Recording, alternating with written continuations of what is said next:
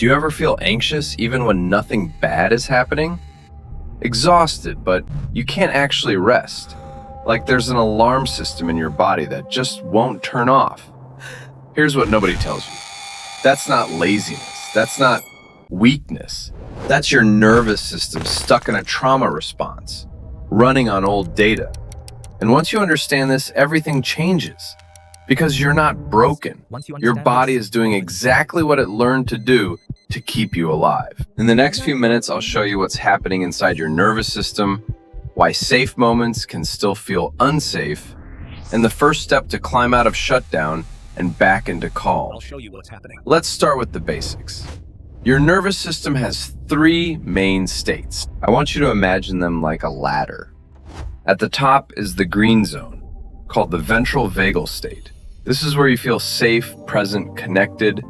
You can think clearly, you can rest. You can feel emotions without being overwhelmed. This is where healing happens. In the middle is the orange zone, the sympathetic state. This is fight or flight.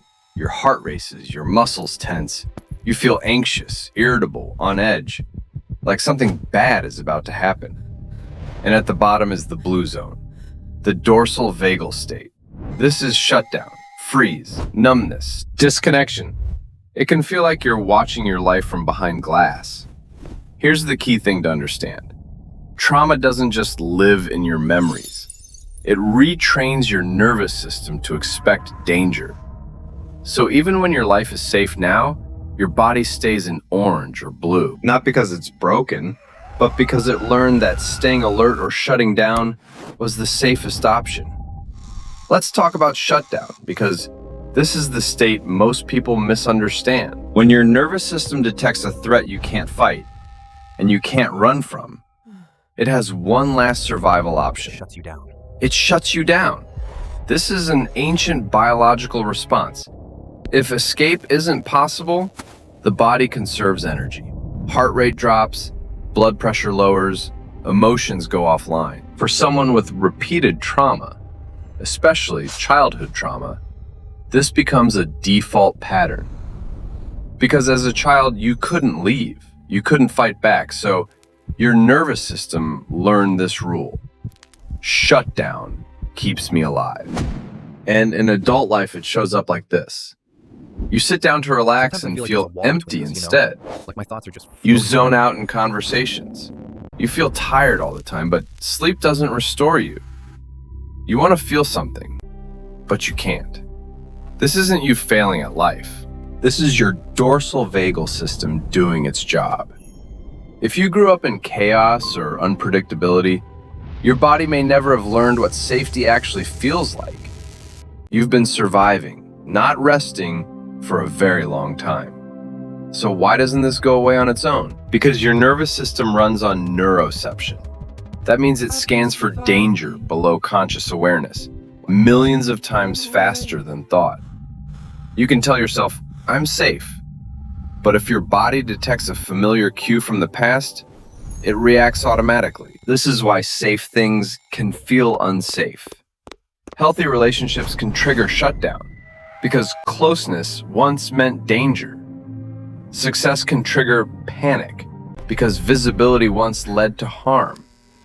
Rest can feel uncomfortable, because letting your guard down wasn't safe. Your nervous system isn't overreacting. It's responding to old information. And this is why healing often feels worse before it feels better. Because safety itself can feel unfamiliar. Now here's the most important part. Your nervous system has plasticity.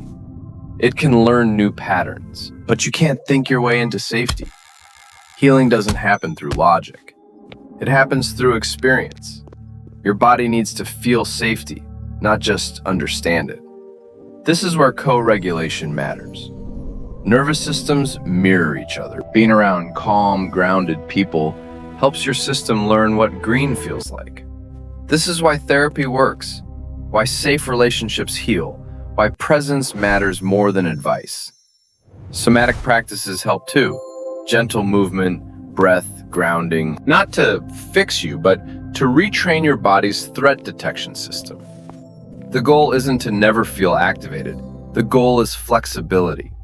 To notice when you're in orange or blue, and have the capacity to climb back up the ladder. You're not healing trauma by thinking differently. You're teaching your nervous system a new response. And that takes time, and patience, and compassion for yourself. So remember this. Your nervous system has 3 states: green, orange, and blue.